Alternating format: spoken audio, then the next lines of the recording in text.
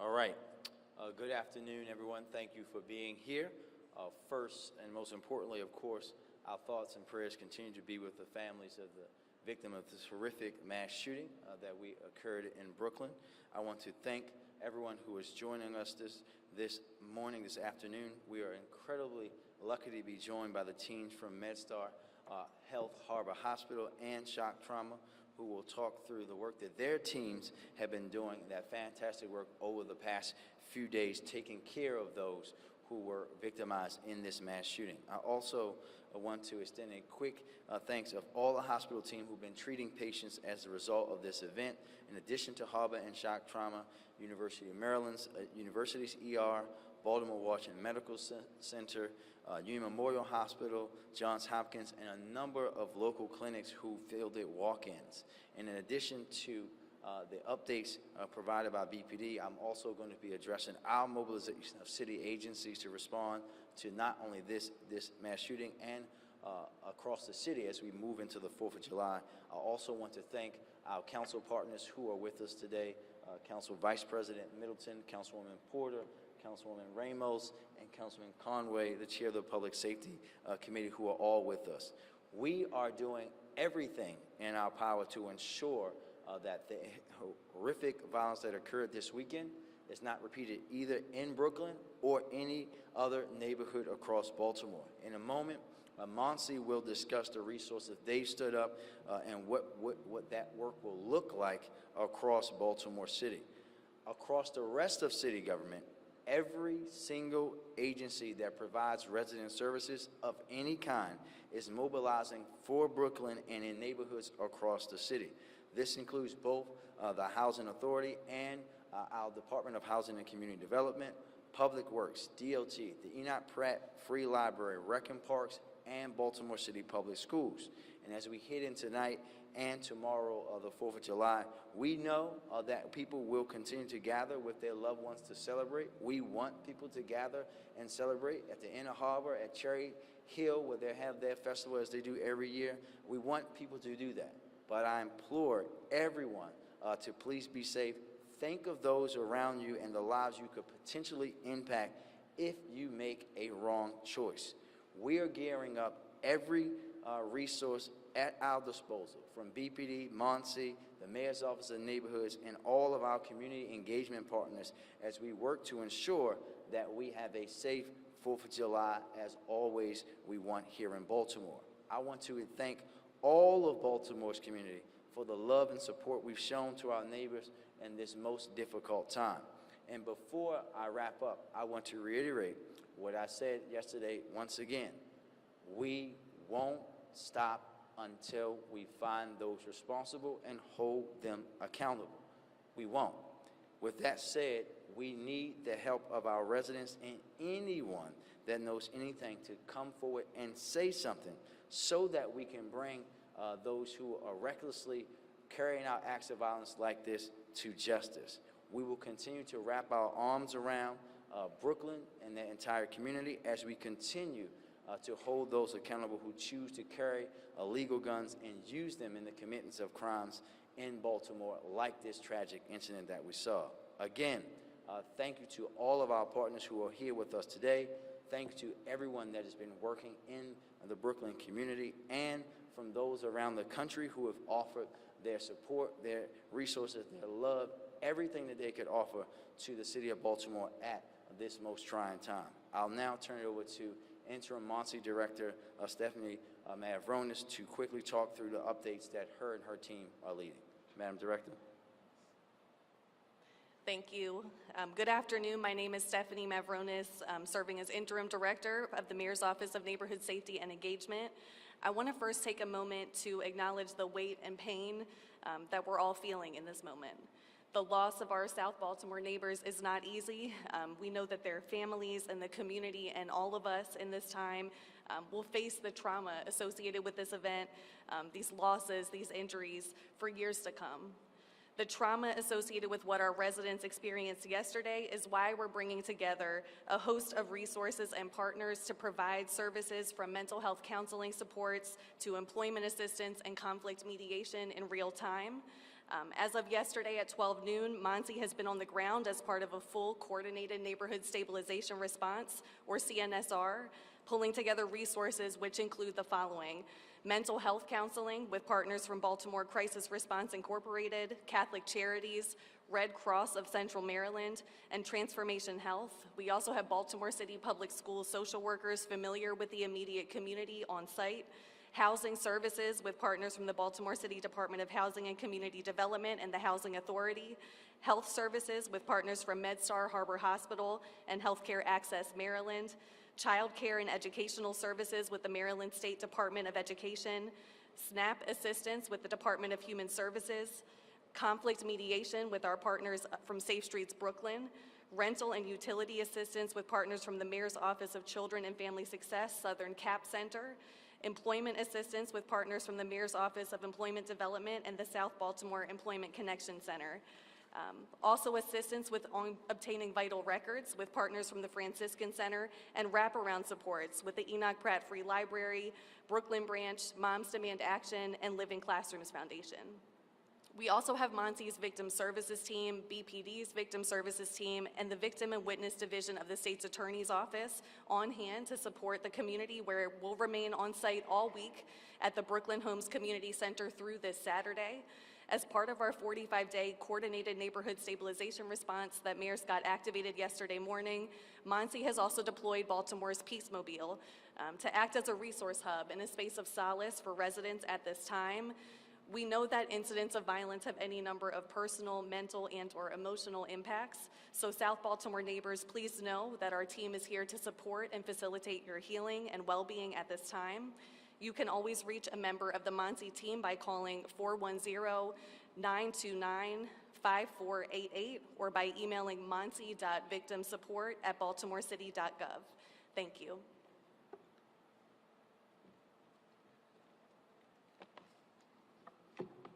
Thank you. Good afternoon, everyone. Thank you for joining us again in the midst of this senseless and horrific tragedy. Gun violence touches and affects all of us and is doing a great harm to our cities across the country.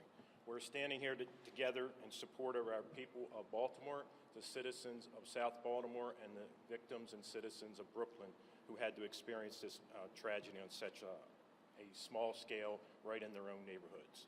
Our hearts and prayers continue to go out with these families and acquaintances, friends, and co-workers, and our city as well as our community.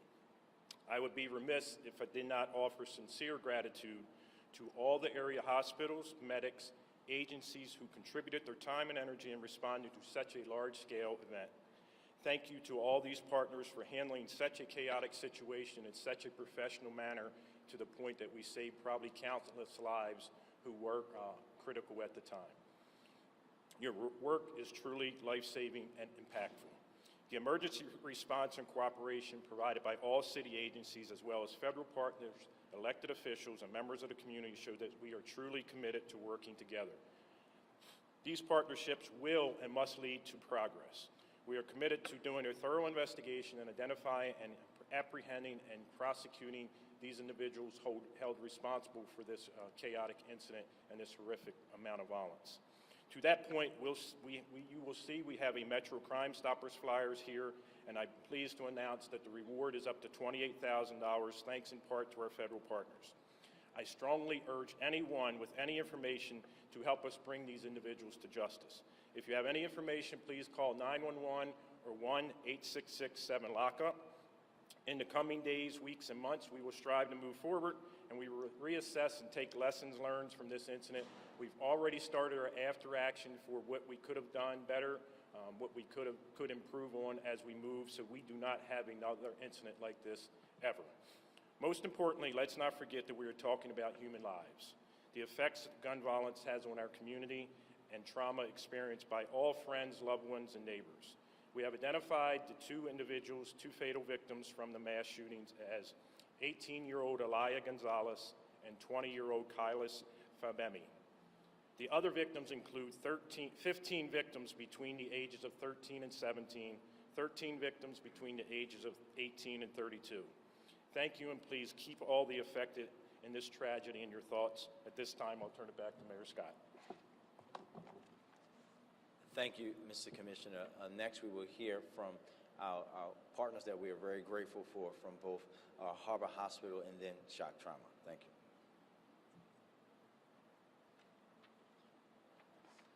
Good afternoon, everyone. I'm Dr. Habib. I'm the Associate Chair of the Emergency Department at MedStar Harbor Hospital. I want to thank you, Mayor Scott, for acknowledging the work in healthcare by holding this event. I'm an emergency department physician, and I can say on behalf of all emergency department clinicians that we trained in this specialty to help the community that we serve. We're always prepared to treat a variety of ailments, often ones that are life-altering and life-saving. Harbor Hospital is a small community hospital that's at the center of these neighborhoods, Cherry Hill, Brooklyn. We work here daily because we care. Medical care is something that we do every day and often without recognition, but what happened in the early hours of Sunday morning was outside of our norm. Our emergency department team went to work that night anticipating a routine overnight shift when they were unexpectedly faced with the arrival of several patients, many minors, with traumatic gunshot wounds, the majority of whom were brought in by private vehicle accompanied by family and loved ones who were appropriately concerned. Within an hour, 19 patients from our community, 14 of whom were teenagers, 9 of which were minors, and many of whom were critically ill, were brought to Harbor Hospital's emergency department. We didn't know if we were safe. We didn't know if the shooter or shooters were right outside of our hospital doors. We approached what could have been an overwhelmingly chaotic and terrifying situation with calmness, bravery, and a systematic approach, with a key tool being teamwork. Our emergency response plan was activated, and the hospital went on immediate lockdown to secure the campus and ensure the safety of all the patients and the associates. Doctors, nurses, PAs, techs, residents, and intensivists, hospitalists, we all came together from home, from other departments in the hospital, just to be in one location and to help the community and help patients who weren't just victims, but our sisters and daughters and sons and brothers in our community. Baltimore City Emergency Medical Services, MedStar Transport crews, and our tertiary care center crews were ready to provide immediate transport support. We performed rapid triages on more than a dozen high-acuity patients within minutes, and we prioritized patients based on individual assessments, several of whom were critically unstable.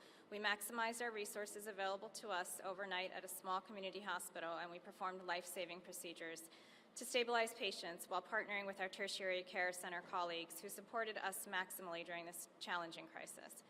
10 patients were transferred to Baltimore trauma centers. We at MedStar Harbor Hospital are dedicated to providing quality care to our community, and while we are not a designated trauma center, we have experience responding to victims of violence in our community. Our extraordinary team recognized this as a mass shooting event, and we mobilized our resources within minutes. We thank our dedicated and invaluable team for showing up every day and for being prepared to give it your all when it comes to taking care of our patients. Our prayers are with the community in South Baltimore during this troubling time. Thank you for your time.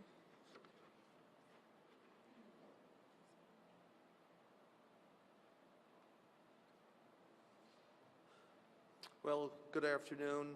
I bring you regards from the 500 people that are the Adams College Shock Trauma Center.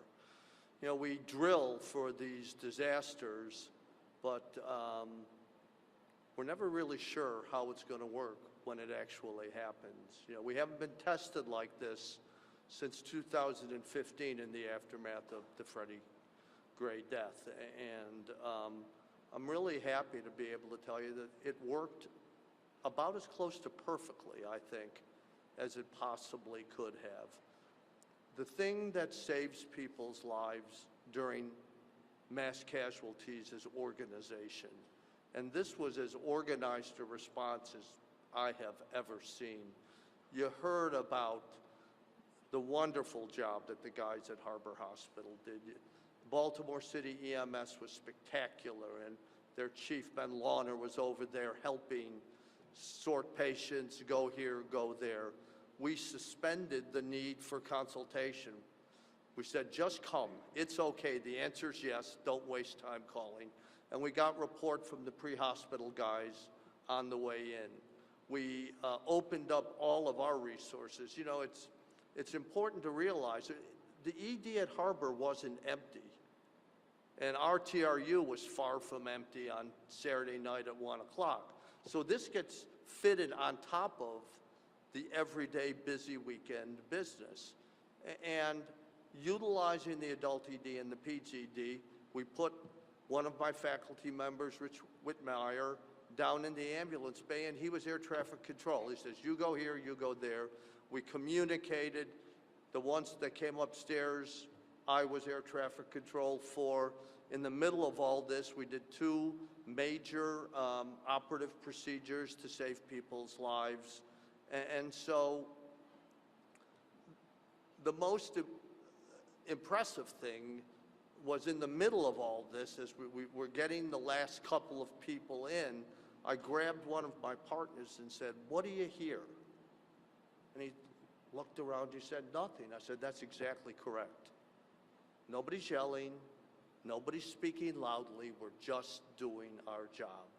And we are so pleased that we were able to be part of what was such a superb disaster response. You have all heard me say it's not if, it's only when. Well, when arrived on Saturday night, and when will arrive again. And all of us, the entire medical community in the city of Baltimore, will come together whenever that happens, and I hope we'll be able to have as good an outcome. It wasn't perfect. We wished everybody had lived, but a bunch of people lived that maybe weren't going to live. Thank you, Dr. Scalea, and thank you to you and all the medical professionals, and of course our fire EMS who do this work every day, but in particular for this day. And with that, we will take a few questions. So we'll take all of our questions here from this mic. We are going to prioritize our local media first. So that would be WBAL, WMAR, WBFF, Baltimore Sun, the Banner. So all of our local media first. Please say your name and what affiliate you are with when you are asking your question. Additionally, the Metro Crime Stopper flyer will be available electronically. Thank you. Good afternoon. David Collins, WBAL-TV. You good, Dave? Oh, I have a multi-part question, but you're going to be able to answer this, I hope, very easily. Do you have a suspect's description? Can you say at this point what type of weapons were used? Was this a targeted or indiscriminate type of event? And social media is showing a young man pulling out a semi-automatic weapon from a backpack. What do you make of all that? Again, anyone, that young man is a suspect in the crime because he had a weapon at the scene. Anyone who had a weapon at the scene is will be one of our suspects until we eliminate that they are not.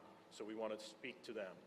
We will be putting different things out through our PIO to help us identify individuals that we need to speak to. Right now, our detectives are still working through interviewing every one of the victims. We will continue to pursue any leads, so that's why we need the help from the community, because we have only touched some of the video that's out there. Everyone had their cameras working, had their phones working, and there's much more video out there that we have to look at. At this point, we do know there were multiple weapons and multiple casings that were recovered. We won't go into what exactly was recovered, but we do know that there were multiple in both incidences. And Dave, just to your point again, as I said yesterday about the young man with the video, right? I think that is also something that we have to highlight again, as I said yesterday. There were grown adults filming young people with guns who said nothing, who did nothing, who didn't say to the police, hey, I know this teenager's out here at this event with a gun, and we have to have a sense of responsibility to our own community as well. Because there was a time when even those who were the toughest of the tough in the street, if they saw some young kid with something like that, they would step in there, do something. We can't deteriorate ourselves until we think it's cool just to film a young kid on Instagram with a weapon and post that to get likes. That means that your self-characterization of yourself as a man is a falsehood if you do that. This is for Acting Commissioner Worley, Phil Yakubowski from WBAL here in Baltimore News Radio. Just asking about the, we hear a lot about the stop snitching culture in the city. Are the victims being cooperative in this case? And we also heard yesterday that this was an unsanctioned event. What are you folks doing, and this is for the mayor too as well, to make sure that something like that doesn't happen in the next couple of days? There were 600 people in the after-action report. Is that being looked at as far as how many people can gather in an event like this? Yes, this was an unpermitted event. Our men and women deal with unpermitted events every single day. Since COVID, we have people who think they can just have parties without permits, large gatherings. Our men and women deal with that every single day. The day before this, we had a pop-up event that we had to issue a cease and desist order that we did, and that event went away. So a lot of the events that we deal with, you don't even hear about because our men and women do a great job of taking care of it. So this event did come up. It was, I don't want to say it wasn't advertised like normal, but we did not find it like we normally do. That's why we didn't have the robust deployment that we had last year. Last year, we found out about it 3 days ahead of time, and we were able to put together an ops plan. This year, we did not find out about it at all until the day of. Cooperation from the victims? We are still investigating. Most of them, as you know, are under the age of 18, so we have to get approval from the parent or have a lawyer present. We do have all the other victims that we're trying to talk to. Unfortunately, a lot of them have been released from the hospital, so now we have to try to find them in their homes and their neighborhoods. I'm Darcy Costello from the Baltimore Sun. I think this question is for BPD, but it might be Monsi also. At what point did police or other officials realize this gathering was really large? Did you have concerns that it could take a bad turn? And if so, what was the strategy to prevent danger? Yeah, we're still looking into that. We did eventually figure out that they were having Brooklyn Day, which is what this event is called. We're looking at as to why it wasn't escalated up higher to the appropriate commanders that were working at a quicker pace so that we could get resources there.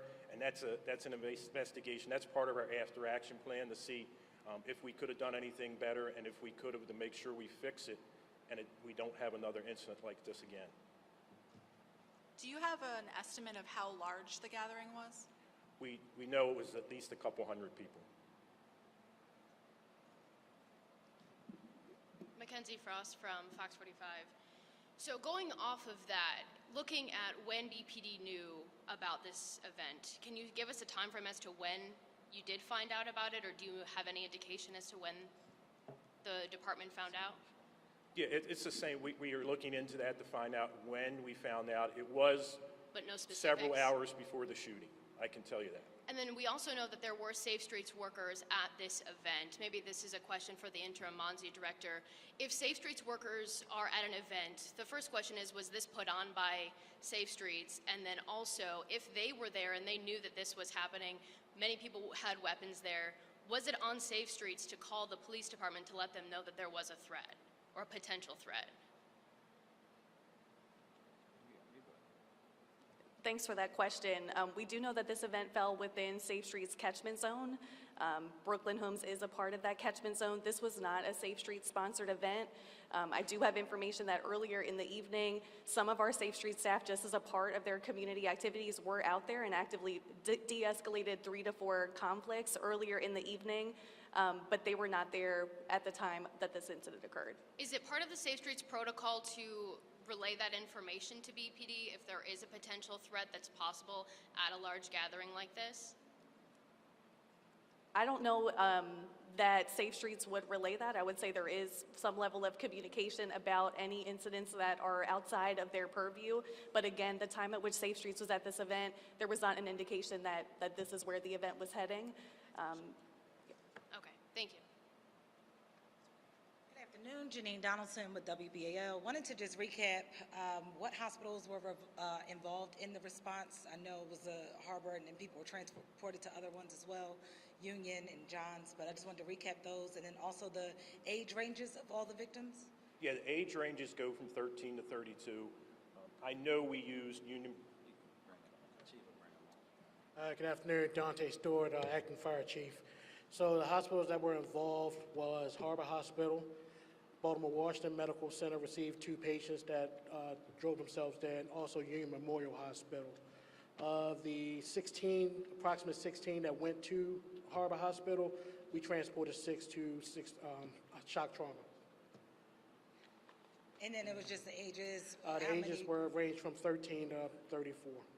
Okay, Do you know how many were in the peds category? There were 15 between the ages of 13 and 17, and the rest of them were, the other 15 were between, above 17. Thanks, guys. Scott McFarland with CBS. A pair of questions for the acting commissioner. First of all, are you concerned about retaliation and this triggering a cycle of gun violence? Yes, we are concerned. We're always concerned about retaliation at every single incident. We have a crime meeting that's going on right now while we're having the press conference where all our commanders are talking about what happened between over the weekend and what happened between Monday and Wednesday. So we have all those things in place. We talk about it. We have a criminal intel. We do multiple meetings to share information where we think retaliation is coming. And we also have the 4th of July weekend that we're working with to make sure we keep everybody safe and the fireworks go off without any incidents. You'd also mentioned ballistics indicated there were multiple firearms used. Sorry, does multiple mean more than 2? Yes. Is it possible it's more than 3? I mean, I'm trying to get a sense of just how many firearms might have been discharged. We are still looking at every casing because what happens, we have multiple casings. For example, we have multiple casings from one caliber of weapon, but that doesn't mean every one came from that same weapon. We have to look, basically go down, have the crime lab decipher whether these casings came from this weapon, those casings came from another weapon. But we do know there are more than 2 or 3. Thank you both. Yes, sir. Hi, George Solis, NBC News. Question for you, Commissioner. It is our understanding that this is an annual event that takes place in the Brooklyn neighborhood. You're making it sound as if this was something that took place last year and that you didn't have the awareness. Was staffing of police also at play here, why there may not have been adequate protection at this event? No, staffing was not an issue. We had multiple officers deployed other locations in the city that we could have moved there. What happened last year is lots of times this event is posted on social media that we're able to find. We did not find it this year. Last year we found out a couple days ahead of time, and it was not the same date. It's the different week, different Saturday every year. So this last year was the end of June. We knew it was coming up at some point, but we had no indication that it was happening that day because we had never seen any advertisements for it. And no one had notified, as far as I know, no one notified in BPD that Brooklyn Day was happening on July 1st. This question might be for you, Mr. Mayor. From the victims, the 2 that passed during this mass shooting incident, have you had an opportunity to speak with their families? What have they told you? How are they feeling? What is your sentiment and message to them? Yeah, we'll be going through the protocol following with BPD as we always do when an incident like this, and go through every single victim and family after we've made the appropriate contacts, after they've done the conversations that they have to have before I can even have that. But we will be talking to every single one. This is something, unfortunately, that I do consistently in our city. Thank you. Good afternoon, Dylan Siegelbaum, the Baltimore Banner. I know there's been discussion about this year's Brooklyn Day being unpermitted. Has the event ever been permitted in the past, and what difference would that make, if any, in terms of requirements for security or police? Well, in the past, I don't believe it was ever permitted. I don't think a permit was ever applied for. If we know that, like, for example, we know what is happening on July 4th. So we have events. Every event that we have permitted, we can have an operations plan for it if we expect something to happen. So if we would have known even 3 or 4 days ahead of time, last year we put a complete operations plan together with multiple officers stationed throughout, as well as all our other city agencies were there last year to help us.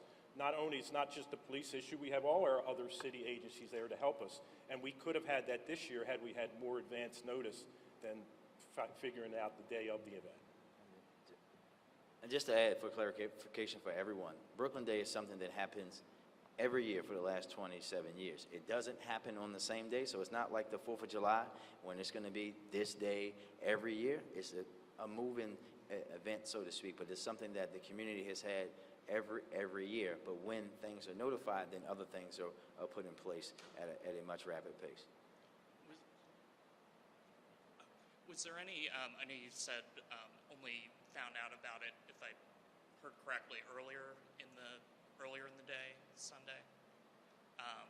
I guess if it's an annual event that happens every year, was there an effort made to try to find out what weekend it was happening, if there wasn't a permit? I'm sorry, I couldn't hear your question. Really low. Was there an effort to try to find out what weekend it was happening in advance? Yes, we have an intel officer that's in the Southern District, is one of the best intel officers in the agency. He was proactively looking to see, along with our analysts in our open source unit, to see if we could find anything on any of the social media sites that said what day it was occurring, so we could have planned. So any advance notice we could have got ahead of that finding out during the event could have allowed us to put other city resources as well as police there to try not to. We wouldn't necessarily been able to stop it, but we could have been there as a presence to deter any any issues. Hi, my first question is for the hospital. Are all of the victims stabilized? Can you talk about those conditions? We have 7 people that are still inpatient. 4 of them remain in critical condition. The other 3 are stable. Thank you. And my next question is for Mayor Scott and/or Monzi.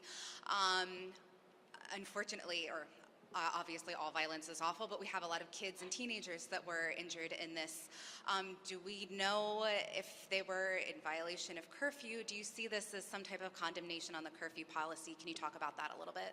No, and I think that when you think about this event, right, you have to think about a few things. You've heard multiple people say, you heard members in the community say that this is a multi-generational event, right? So if the way that curfew works, especially for those who are not from Baltimore, like this is Brooklyn Day. If I live in Brooklyn homes, I can be outside of my house, right? So we have to understand that. The second part, even if I am not from Brooklyn homes, if I'm with an adult, then I'm not in violation of the curfew. And just to talk to you in a practical example of what has happened in Baltimore for the eternity of Baltimore having a curfew, if I am in the old days, a police officer walks up to a group of kids at an event like this and an adult says, hey, they're with me, then that means it's over. There's nothing else. And the same exists today, whether it be Monsi or other partners out there. We have to remember again that there were hundreds of adults and hundreds of children who were out there as well, all together in this situation. Thank you. Thank you. Hi, Gloria Pasmino, CNN. For both you, Commissioner, and for the Mayor, I know you've talked about this, but it sounds like you are citing the lack of awareness that this party was taking place for the lack of police presence. People who we spoke to in the neighborhood told us that in previous years, police was always present, and I believe it was Councilwoman Porter who told the Sun that there had been a breakdown in communication and that she felt that the community was being neglected. So I wonder if you could just respond to that specific criticism, and if this is an event that's happened before, that's been staffed by police, why was there not a more speedy reaction here? It is an event that's happened, like the mayor said, every single year. And most of the time, we are able to find out the date that's occurring. That's why you have police presence. On this date, we did not, as far as we know, and we are definitely looking into this to see if anyone knew ahead of time that Brooklyn Day was occurring on July the 1st. I can tell you all of our social media analysts, our intel officer from the Southern, and none of the officers that we spoke to ever escalate anything that Brooklyn Day was happening that day. We knew it was coming, we just didn't know when, but we could have planned for it and put a plan into effect, something like last year, had we known it was occurring on Saturday. And I'll just add on in a different way, is that what we can't lose focus of is that we are talking about a few people. This is who we should be focused on. A few people who cowardly decided to shoot up a big block party celebration for a community. That's where our focus should be, on them the weapons they use, where they got those weapons from, how they got them in their hand, and how we're going to hold all of them accountable. Yes, we want people, when folks have events, we want them to have permits. We want to do that so that everything can be in decency and order, as we say. But we cannot allow those details to outweigh the fact that we have people who recklessly were shooting into crowds of 100 people who were peacefully celebrating in their neighborhood. And if I may, just to follow up on, you've talked about this earlier today, but it sounds like Baltimore's made a great amount of progress in recent years when it comes to gun violence. And for people who may be watching this across the country and maybe saying to themselves, well, this is what happens in Baltimore, what's their message to them? And what do you want them to know about the progress that the city has actually made in recent years? Well, listen, as I said yesterday and I said to your folks earlier on the morning show, we have made progress. Even with this incident, right? We have a 20% reduction in homicides in Baltimore, right? You guys cover it all the time where cities are having the direct opposite across this country. We still have a reduction in non-fatal shootings, even with 30 people being shot in one day in Baltimore, 28 non-fatal shooting victims. But these kind of violent incidents happen in Baltimore. This is not just a Baltimore thing. We have to be honest. This is the United States of America. This is our longest standing public health challenge. And we need to focus on gun violence, regardless of where it happens, right? Whether it's in inner city Baltimore, whether it's in suburbia, whether it's in rural America, with the same vigor that we focus on another epidemic that we had a few years ago, a pandemic in COVID-19.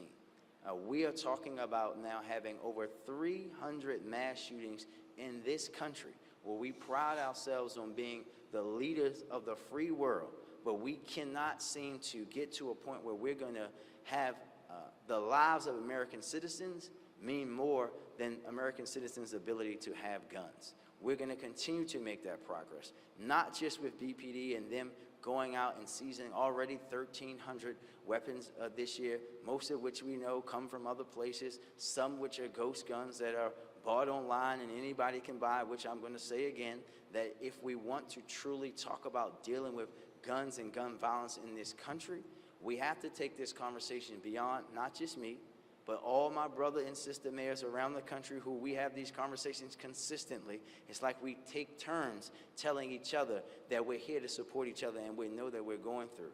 Not just about governors around the country and state legislators who are busting their butts to do things, right? Because one of the reasons why our weapons come from other places is because Maryland has some of the strongest gun laws in the country. We need, not our Maryland fabulous federal delegation, not our wonderful president and his administration, we need those members in Congress who said way back when Columbine happened in 1999, when I was a freshman in high school, they wouldn't have one more because they were going to do something to actually do something. How about we ban ghost guns in this country right now? How about we force gun companies to have smart technology on their guns by a certain period, the same way that we're doing with electric vehicles and how we're dealing with the environment? When are we going to have that conversation? In addition to all the things that we need around mental health, behavioral health, trauma, all of that. But you're talking about a country where it is easier for a 14-year-old kid to order pieces together to put a gun together and go out and use it in commitments of a crime than it is for me to get Claritin D from CVS. That's what we should be talking about every day in this country until those folks take action. Because I could stand up here and talk about back and forth stuff that they like to do with partisan politics and say, you hear folks say, well, oh, the violence has happened in Democrat-led cities. Well, the guns are coming from Republican-led states, right? But who cares? People are dying in Baltimore, in the United States, and that's what should matter, and that's what we should be acting on every day. Thank you, Mr. Major. Javier Vega, Telemundo. I just want to get the full picture about the wounded. It was just informed 4 of them are in a critical situation. So that means from the total, how many of them are in the hospital and how many of them are back home? So there's 7 remaining in a hospital, 4 of them in critical condition. All the others have been released, and then of course we have the 2 that were deceased. Okay, thank you. Last 3 questions. . Just a quick follow-up to what we've heard throughout the day. If BPD didn't know about this, but Safe Streets did, is that a breakdown in communication within the mayor's office and city government? Again, Mackenzie, I'll just say this. We know that folks want to make narratives about this situation. The reality is that this is an action of a few who decided to shoot people.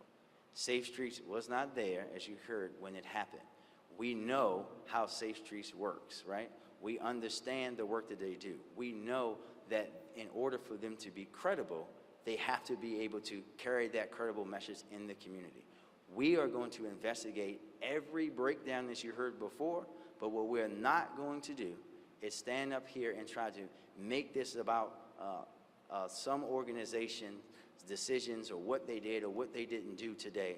We're going to go through it all and talk about what actually happened, but most importantly, for you in the law and order station, it should be about those people who pulled the trigger and helping us find them, blasting those pictures out there to hold those people accountable who ruined Brooklyn Day, who took 2 lives and who injured 28 others.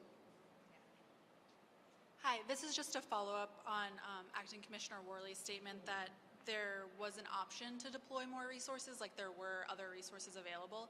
We've heard that a helicopter flew over at like 11 or earlier and saw a crowd of hundreds. So were there conversations to deploy more resources? And when and what were they? Obviously, the conversation to deploy more resources was too late. By the time we got there, the incident already occurred. What happens, we have officers on the ground and in the districts who get information, ask for Foxtrot. It was relayed to the members on the ground that were monitoring the party. And then what we want to do is look into what they did with the information and how quickly it was escalated up so that we could get them extra resources. Because one district, the party of that size, a district cannot handle that themselves. There has to be multiple resources come from not only police department, we could have asked for city resources to come, which we had some working in other parts of the city that we could have quickly moved there, but unfortunately we didn't get there in time to prevent what happened. Thank you for one last question. What are you doing to make the Baltimore safe for the 4th, and what will visitors see and not see in terms of security at the Inner Harbor? You will see what we've done in the past, as many years we've dealt with. We've had 4th of July. It's a celebration that we want everyone to come to the harbor and enjoy. You will see multiple officers deployed to several zones around the harbor, as well as officers in the districts working to patrol and keep all those communities safe, and anything that may pop up on the 4th of July during the day or at nighttime, either permitted or unpermitted. Thank you, everybody.